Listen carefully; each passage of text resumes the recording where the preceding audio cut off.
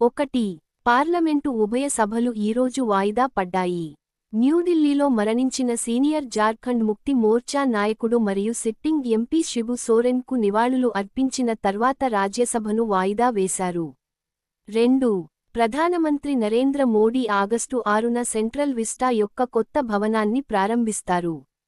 కర్తవ్య భవన్ అని పిలువబడే కొత్త భవనంలో కేంద్ర హోం మంత్రిత్వ శాఖ మరియు సిబ్బంది మరియు శిక్షణ శాఖ కార్యాలయాలు ఉంటాయి. 3. ప్రధాని మోదీ యొక్క ప్రధాన చొరవ, పరీక్షా పే చర్చ, ఒక నెలలోనే అత్యధిక మంది పౌరులు పౌర నిశ్చితార్థ వేదికపై నమోదు చేసుకున్నారు అనే గిన్నిస్ ప్రపంచ రికార్డును పొందింది. ఈ గుర్తింపు మైగవ్ వేదికపై నిర్వహించిన 8 ఎడిషన్ల కార్యక్రమంలో 3,53,00,000 రిజిస్ట్రేషన్లతో సాధించిన విజయానికి నిదర్శనం. 4. ఢిల్లీ శాసనసభ యొక్క వర్షాకాల సమావేశం నిన్న ప్రారంభమైంది.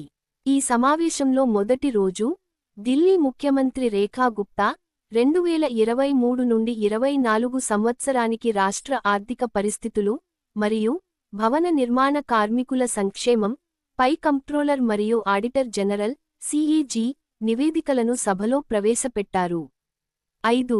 అరుణాచల్ ప్రదేశ్ ముఖ్యమంత్రి పెమా ఖండు పంచాయతీ అభివృద్ధి సూచిక 2.0 ఇటానగర్పై 2 రోజుల రాష్ట్ర స్థాయి వర్క్షాప్ను ప్రారంభించారు. 6. తొలిసారిగా బిమ్స్టెక్ సాంప్రదాయ సంగీత ఉత్సవం న్యూఢిల్లీలోని భారత్ మండపంలో జరిగింది. 7. జమ్మూ మరియు కాశ్మీర్లో లెఫ్టినెంట్ గవర్నర్ మనోజ్ సిన్హా రాబోయే బసోహ్లీ ఉత్సవ్ -2025 కోసం టీజర్ మరియు బ్రోచర్ను జమ్మూలోని రాజ్ భవన్లో ఆవిష్కరించారు. 8.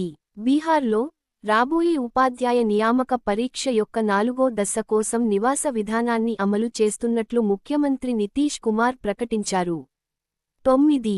దేశంలోనే అత్యధిక సంఖ్యలో అవయవ దానాలను తెలంగాణ రాష్ట్రం నిర్వహించింది. జాతీయ అవయవ దాన దినోత్సవాన్ని పురస్కరించుకుని ఢిల్లీలో జరిగిన కార్యక్రమంలో కేంద్రం రాష్ట్ర ప్రభుత్వానికి ఈ అవార్డును ప్రదానం చేసింది. కేంద్ర ఆరోగ్య మంత్రి జె.పి. నడ్డా ఇటీవల రాష్ట్ర జీవన్దన్ కార్యక్రమ ప్రతినిధులకు ఈ అవార్డును అందజేశారు. 10. పెట్రోలియం మరియు సహజ వాయువు మంత్రిత్వ శాఖ అప్నా ఘర్ ను ప్రారంభించింది. ఇది ట్రక్ డ్రైవర్లకు పరిశుభ్రమైన మరియు సురక్షితమైన విశ్రాంతి స్థలాలను అందించే దేశవ్యాప్తంగా ఒక చొరవ.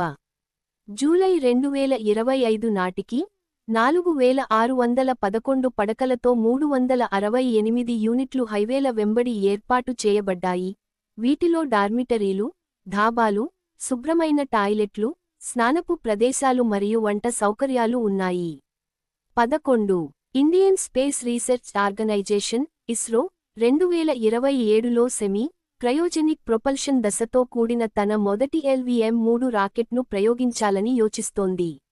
Geosynchronous satellite launch vehicle MKII GSLV-MKII అని కూడా పిలువబడే LVM-3 ప్రస్తుతం 3 దశల హెవీ లిఫ్ట్ లాంచ్ వెహికల్. ఇది డిసెంబర్ 2014లో దాని మొదటి ప్రయోగాత్మక విమానాన్ని నిర్వహించింది. 12.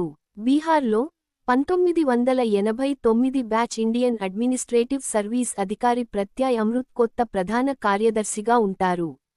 వచ్చే నెల 1న ఆయన బాధ్యతలు స్వీకరిస్తారు.